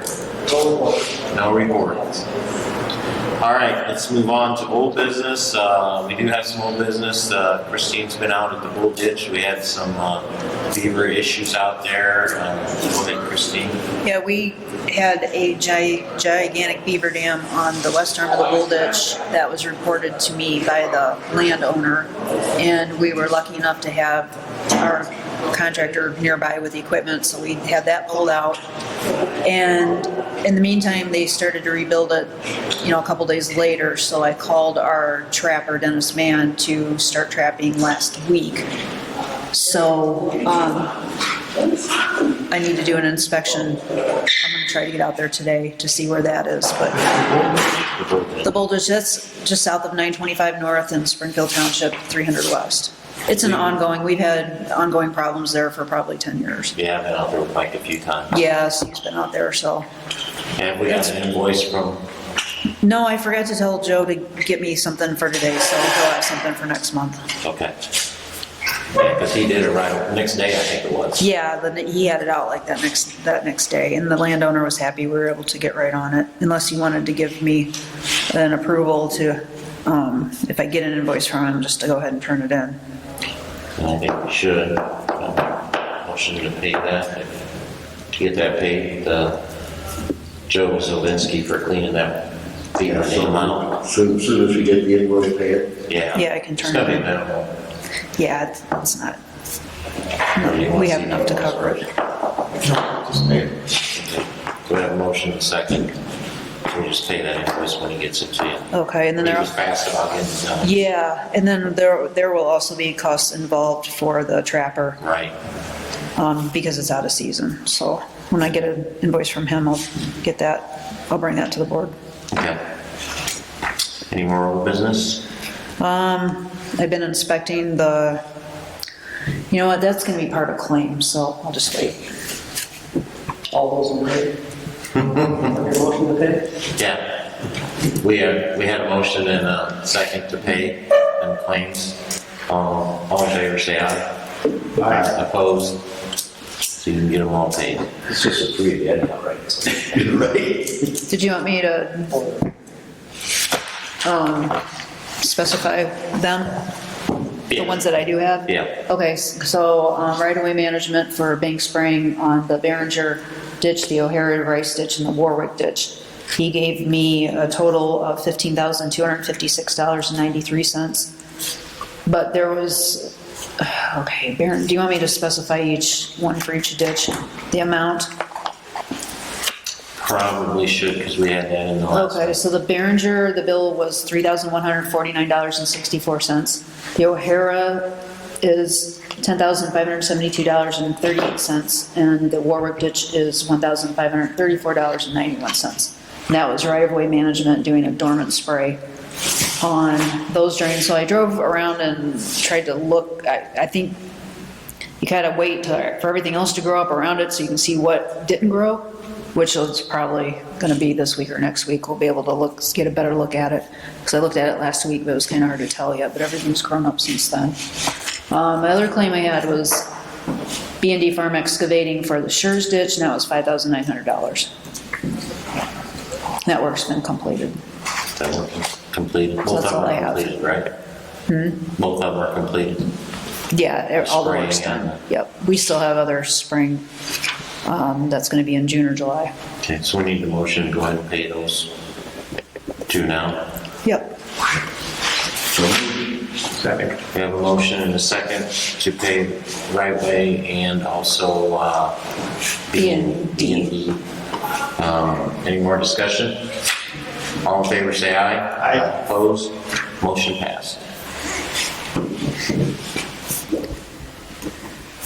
I was gonna say there was something else they had going on, I can't remember what it was.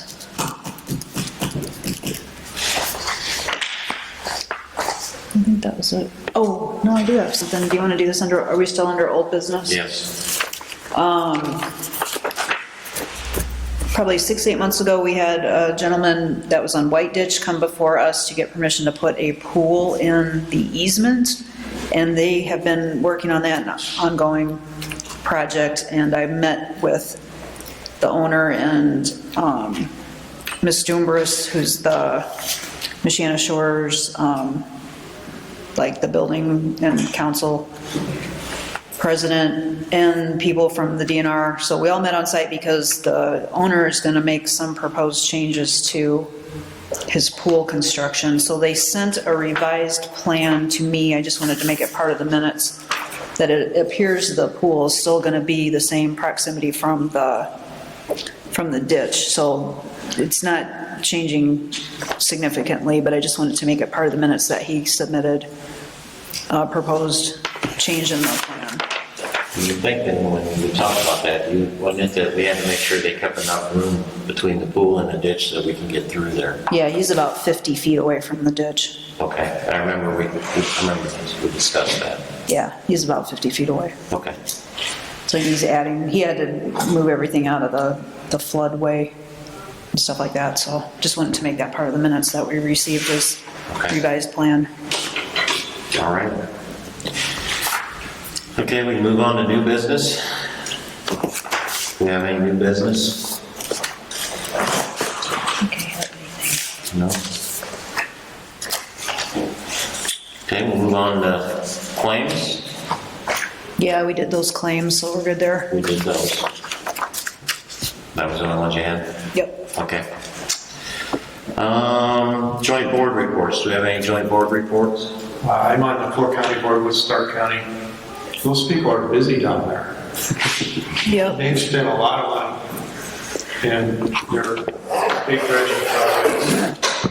And I did not know that there's such a wide area when I got on that board. The big one. But Stark County's surveyor, the host county, is not well. He's had some cancer issues, and he wants to thank Christie and our surveyor for helping him out. And it's just, and also I've had a conflict of interest. So if anybody else wants on that board, yeah, right at. Yeah, Tony and I try to help Bill out as much as we can just because he's busy and shorthanded and has one person in his office. So we've always took the time to help him as much as we could. Several $40,000 projects. Yeah, he's always has a lot going on, and we do all the river stuff. So if you wanted the river work with the tree clearing, that's been on a standstill from April 1st to October. So there's nothing being done out there till October unless it's in the channel. Trees can be taken out. Working in the channel. That's it till October. So that's where that is. That's awesome. Yeah. All right. MS4, did you want to bring up anything? You guys don't mind me just standing and look here a little bit. Sure, it's pretty hard. Right? Before these folks, I'm just going to give you a quick Yep. MS4 report here. Okay, this report is going to be for March, because we're in April now, so it's going to be for March, basically. We had quite a few visits with the water and all that kind of stuff, and whatever. So basically, we had 86 inspections for March, and then including also complaints, we had 94 field inspections, field reports that we had to do. We had special visits, additionally, 9 visits, and that is stuff like, it kind of intermingles with somebody calling with a complaint, because I'll know how you go out and you see, oh, it's a little bit different, so that's why I call it special. In other words, an example would be the Stone Lake sensitive area, where they're doing that little bridge and that kind of stuff. You know, it's maybe a neighbor will call, or somebody I know will come in and say, hey, they're doing work out there, go take a look, I think they're doing something with the shoreline or whatever. So we also had 9 visits to that. Let's see. Also, as a fast update for those of you that keep track, and maybe most of you don't actually, if I wish you would, is watch our MS4 Facebook, all that kind of stuff. Our Zoom platforms that we do for our meetings, that we keep those private. However, Ariana, my assistant, we've been doing very good, and we're less than 2 years, or about a year and a half or so, and we're up to 390,000 hits on our MS4 education and outreach. We get hits all the time. And on Wednesdays, for those of you that don't know, if you want to have coffee on Wednesday morning, you can join Rick with coffee on Wednesday mornings, where we have our subscribers send in any questions about MS4 that they may have, anywhere in the Midwest or any place. And Ariana puts together 20 questions. She catches me off guard every morning on Wednesday, so I like my coffee black. Because I don't get a chance to read the questions in advance. I get stumped a couple times, but Fred's taught me to be pretty good about how to get into some stuff. Anyway, we answer all the MS4 questions that we can for the people. We try to educate them, and as you guys may or may not know, I like to throw it out there when I can, that last year we were awarded #1 in the state for our outreach and education program. And we're still very proud of that. And I don't see anything slacking up from that, from MS4. With the spring, we've had a couple special things go on in the last couple weeks. These folks are going to be talking about their situation, and hopefully we can assist them, and I can help them even more. And I'll throw in my 2 cents to it so we guys get an overall picture. But also, you know, this spring's been kind of weird because I'm getting quite a bit of complaints of people filling wetlands. And for those of you that don't know, if you are actually filling a wetland, a lot of people will say, well, I called the Corps of Engineer. Well, that's okay, you can call the Corps of Engineer. But technically, if you are filling a wetland, I went out on one this last week, a dozer pushing dirt right into a wetland, a couple thousand north, 600 west, so pushing it right in there, I stopped them right away. But technically, just so you folks know, that's actually handled by Marty Muffin. He's been around a long time. Corps of Engineers like to be involved. This particular owner, it's kind of an interesting one because this particular owner actually called the Corps. And the lady at the Corps said, yeah, we don't see any problem because there's no water coming in, no water going out. Yeah, we don't see a problem. Well, I called her and I asked her after I went and looked at the complaint, and she said, Mr. Brown, I'm sorry. She said, I didn't tell you the second part. I'm busy, I'm swamped. And I said, well, what was the second part? She said, well, you got to check all your local authorities to see if you need any proper permits and that kind of stuff. And for those of you that I know, Marty Moffett, he is the one that technically, when you are building a wetland, Corps always likes to know all that. But Marty Moffett is the guy you want to call. He's excellent, he's an educator, he can be tough, but he's also a pretty good guy. Overall, in my, 16, 17 years, the Corps is good, but Marty Moffitt's excellent. I mean, he's so busy, when they're changing the rules. And I mentioned briefly about water in and water out. For those of you that don't know, there's a House bill. I think it's 389 or whatever is the number. But, and I think it's going to pass. They're putting some amendments on it. But if this passes, for the farmers, it's going to be great. I don't necessarily like the rule, but that doesn't matter. I like critters, I like butterflies, I like those things. But if this passes, you are going to be able to fill isolated wetlands. No acreage requirement. You're going to help to fill isolated wetlands. So if you have wet areas in your farm fields that you can't, that you plow around and you can't fill, if this passes, you're going to be able to fill that in farm. And it's, I think it's a good chance it's going to pass. They're trying to put some amendments on it now. It's going to pass. And then the other one bill that I'm just trying to make you guys aware of is, it's kind of an interesting bill for those of you that know what pollinators are, and I know almost everybody probably does. There's a bill in Indiana now that's, I can't think of the number of it, but you see a lot of these solar panel farms going in. The solar panel farms are going to have to meet certain requirements so they don't kill the pollinators, the bees and stuff. So that's an interesting one. So I'm just kind of just trying to give you guys a real fast update so we can get these folks there. They've been sitting in those chairs to get hard, but they don't that. So anyway, hopefully we can assist and help. And I'm just going to probably have a seat. I'll make a little presentation after they do. Well, your outreach is a YouTube channel. What now? Your outreach is a YouTube channel. Yeah. So go to YouTube and look up LaPorte County MS Board. Yeah, just LaPorte County MS Board. Yeah, thanks, Tony. Yeah, we're very proud of that. And, quite honestly, I give the credit to my assistant Ariana, because I'm just kind of the guy that wears the costumes quite often, and to get the message across, we wear costumes that match that message or match the holiday. It's pretty funny. It's kind of the brains behind it. You know how these young people are when it comes to technology. So, way far above me. So, anyway, but we're having fun, and MS Board LaPorte County on now. Thank you. Okay, we will have public comment. I know they've been here a while, so I'm sure he's going to want to give his spiel. Give him. Yeah. Wait on me? Forgive me. Oh, did you leave? Forgive me, I'm an insulin-dependent diabetic, so. My name is Mike Garbo. I live in New Durham Township, just outside of Westville, north. Last year, my neighbor, I have 5¼ acres. My neighbor has 5 acres. He put a pond in. I wasn't sure what he was doing at the time. We called MS4 board. Rick came out, looked at everything. He had a permit, which I don't care what he does over on his property. I really don't.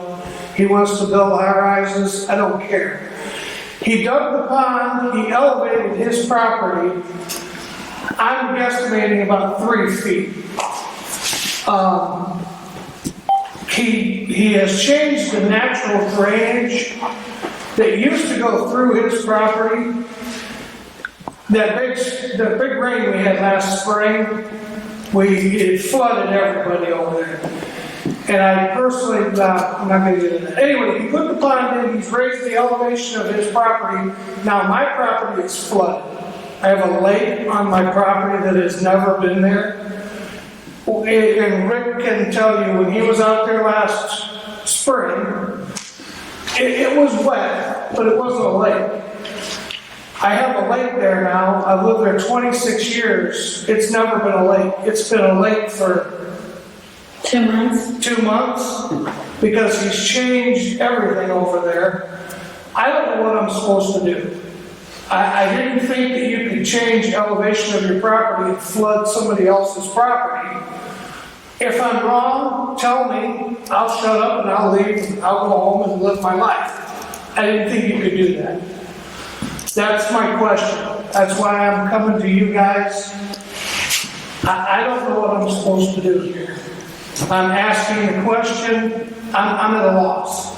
The drainage board and Rick can help us give you any technical information we have, but our attorney's probably going to tell us that we have no jurisdiction other than, and your recourse is probably the common enemy rule. But we, as government officials, can help you out with public technical information all you want. And look at natural drainage flows and whether it's changed, whether it's not. And I lean heavily on Rick to go out and look at it and tell me what he finds. And maybe if he wants me to look at it, I can look at it and see. Because we know what was there before and we can see what's there now.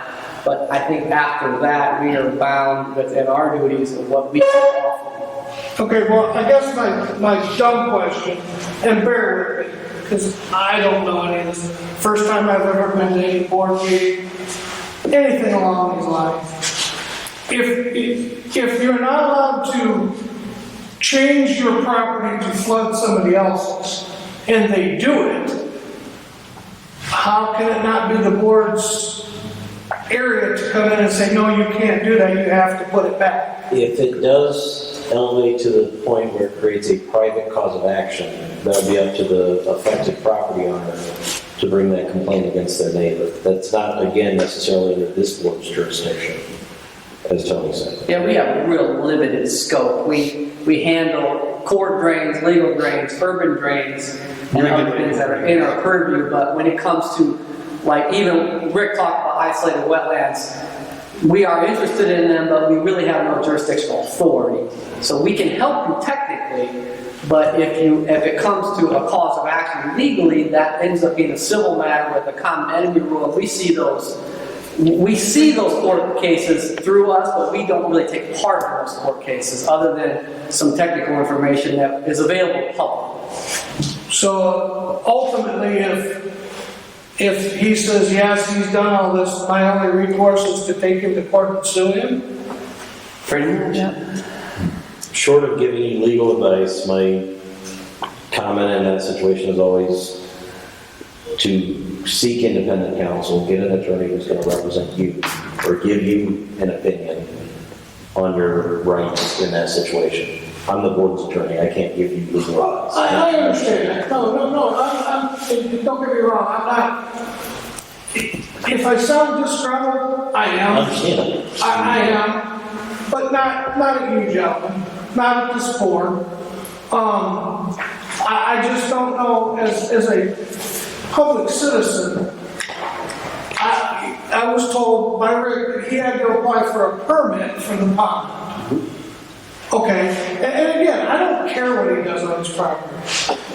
But when it affects my property, where I'm confused is if you have to apply for a permit to put the pond in and it has to go by regulations, when it affects another person, the property owner adjoining that, your only recourse is to sue? I don't understand. So that is a good point. So if he has a permit, that is another avenue that you can pursue. The permit was granted by a jurisdictional authority that wasn't us. But that's something you might ask them, what were the parameters of their permit? Were they allowed to change the natural flow in their permit? But that goes back again to the permitting authority. You know, the Drainage Board has a pretty limited authority. I mean, we're called the Drainage Board, but our authority is really narrow in scope. But if it's you or the person who built the pond wanted this public information, we are here as technical advisors to grant you that public information in any way you want. Okay. Rick, did you want to speak on? Yeah, I would. And these folks, I've been out there for quite a few years, every spring. Okay, and I understand the situation. But other than Mr. Dansby having to turn around, I would like to show you guys something. See these two refrigerators here? Okay. This is their property, the bottom door. This is the neighbor, the bottom door. These don't exist. Why don't these exist? Because this is a great big farmland. This is in the Illinois Kankakee watershed. Everything's going that way. This is 6 to 8 foot higher than this. Okay. So when this gentleman asked me, approximately 2 years ago, maybe a year and a half, so it was report, about putting a permit here, because I have been out there quite often in the spring. Other than that, no. He said, Rick, I'm tired of my water, their water, argument between neighbors kind of a thing. And I said, well, I really don't care, but I don't issue the pond permits. You'd have to get that somewhere else. So, uptown, you know. So he did, he put a pond in. And I asked him, I said, why are you wanting to do this pond? He said, because I want to minimize and subtract my water versus their water. My water going on them. What about their water going on me? And I said, hey, look, I'm not the guy that's going to be the referee here and say, oh, well, this is an inch more water than this over here. I'm not going to do that. I said, but a pond makes some sense because now you're going to be holding your water. He did build it up on the sides. I asked him to shoot the grade of the water when he was done. And his water was 3 to 4 inches lower than theirs.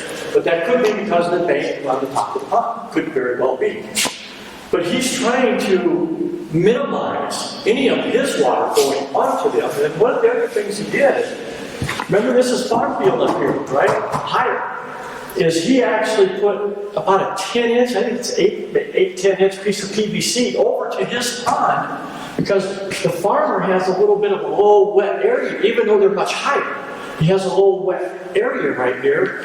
And so he said, hey, I'll put that way it can help replenish my pond a little bit. I didn't have a problem with that. So, I mean, we're here today to discuss this, but I'm trying to give you guys a clean picture of A and B and farm field. And Tony and I went over it yesterday. Now, there's one other real important thing. Maybe these folks know here, they don't know. I mean, I can show them pictures here.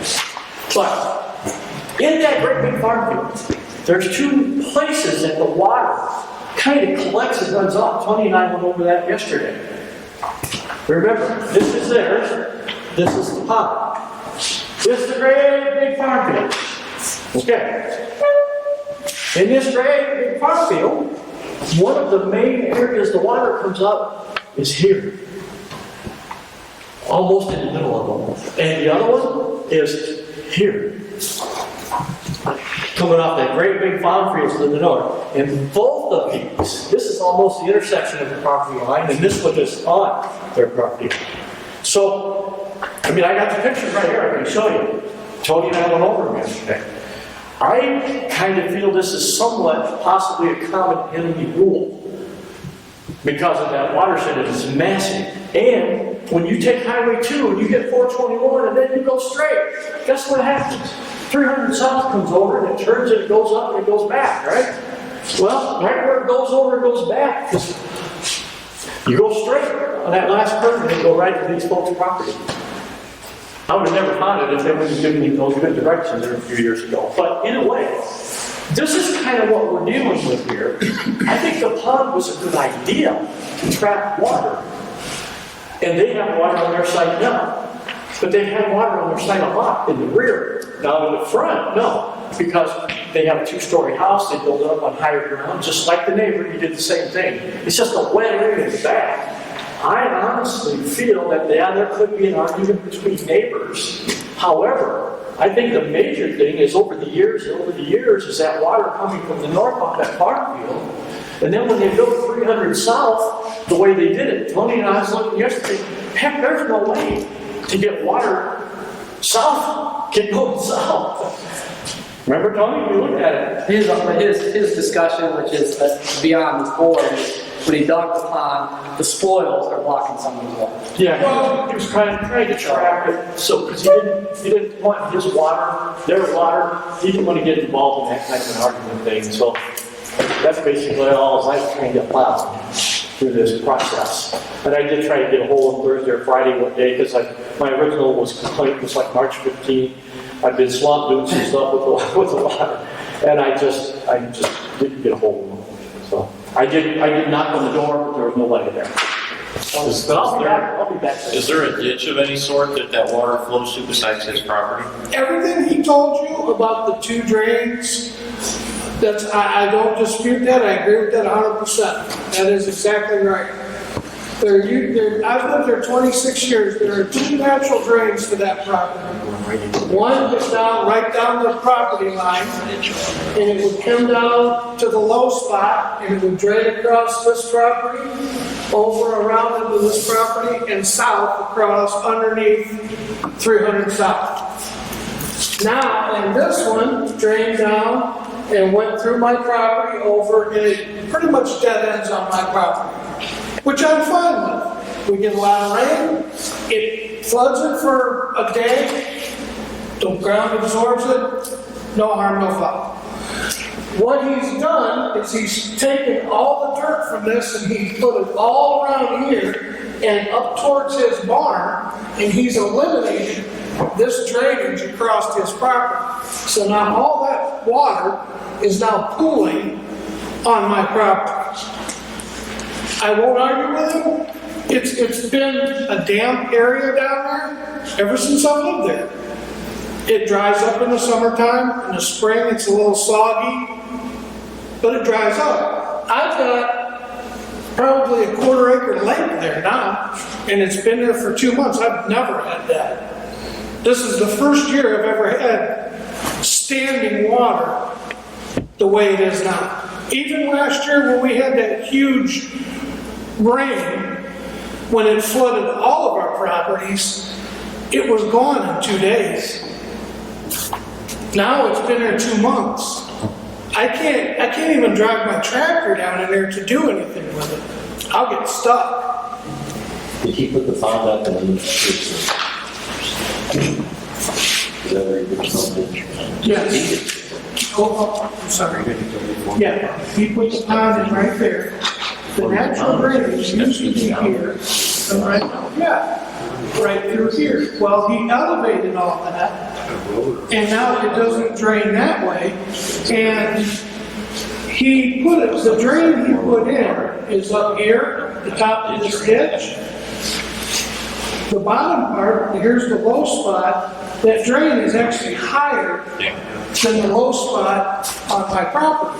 Water is not going to flow uphill. He's taken away the natural drainage, and I'm not trying to flood his property, don't get me wrong.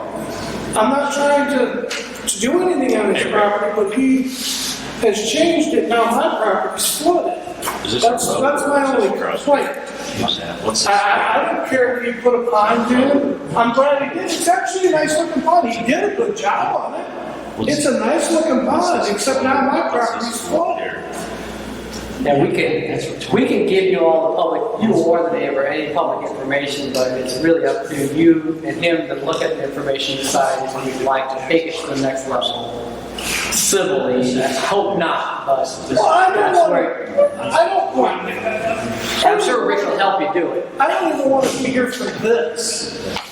But, you know, I got to start somewhere. I don't know what to do. It's a good place to start.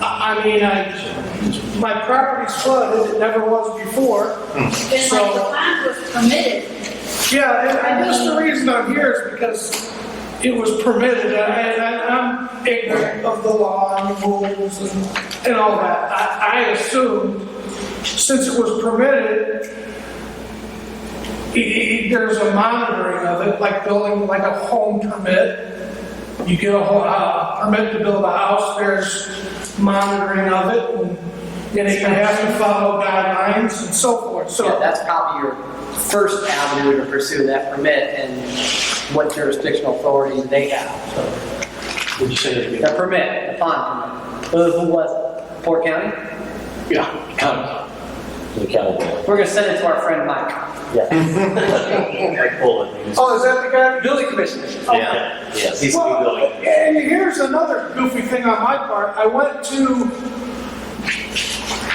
on Michigan, where your office is, I think. The highway. Yeah, where the drainage board and the surveyor, I went to that office, and they said, well, that's not us, that's MS4. So I go out to here, over here, and I go in there, well, that's not us, that's the drainage board. Nobody wants to take credit for, hey, that's me. They keep passing the buck. What did I do there? Sounds like nobody likes you. You had just left yesterday. Okay. So I thought, what the heck, I'm off. I'm going to the drainage board meeting. Here I am. Maybe I get nowhere, maybe I get somewhere, I don't know, but I got to start somewhere. And that's another thing you guys talk about, there's no way for that water to flow south. There was before Tony put the pond in. because it would flow over and under the culvert on 300 South and keep going south. Because if you check, last year, was it last year we had a really bad storm? Yeah. They had to come out and put a new culvert in because we had such a bad storm. What's his? But off that field, went through Tony's property, up through Wilson's property, across 300 South, and kept flowing south until Tony was allowed to put that pond in. Now there's nowhere for that water to go. Yeah, there is, our property. Yeah, now it's all pulled up on ours. He changed the natural flow. I mean, we don't hate pushing, kick the can down the road, but I understand. But it's not if regular. it came to a civil matter, and we had gotten involved, his board or I had gotten involved, either way, the court probably would not have allowed it anyways because it's between you and a private owner. Right. And all we could do is give you technical advice. Now, Right. you're That flow that you're talking about is not a regulated drain. Yeah. So it's not something that's under this board jurisdiction. There are regulated drains throughout the county that are assessed, and ditches and things like that, and that fall under the authority of this board. If somebody puts an impediment on one of those or redirects one of those, this board has action that they can take for that. This is a drain going across your neighbor's property. It's not a regulated drain. You alter the flow of that, whether that creates a legal cause of action for you or whether it falls under the common enemy doctrine. That's where, if you have a private cause of action, we can give you all the information you need. It's public record information. You can get the information from Tony's office, from Rick's office, that may support that, but that's ultimately between the property. Okay. Well, I do appreciate your time and listening to the old guy rant. I do appreciate it. You know, it's kind of tough when you go out to a site like that, and you got both properties with water on them. Which one's his, which one's hers, so to speak. So that's why I didn't mind the pond idea, because he didn't want to keep going through this mine his kind of thing. So Court cases about that. I did not see any of his water leaving his property and running into theirs when I was out there a couple weeks ago on the 15th actually of March. But he did raise around the edges. And I asked him to shoot the elevation because he works in construction and his water was 3 to 4 inches lower than their water at that time. But it's also encapsulated in a pond area. So it's kind of a tricky one. I think the water's all coming from the north going south. It has for 100 years, basically. Because that's 8 to 10 foot higher in that farm field. Not to send you in one direction, but like you said, if there was a permit issue that came from the county building department, if you want to get some answers on that permit, you're about tonight.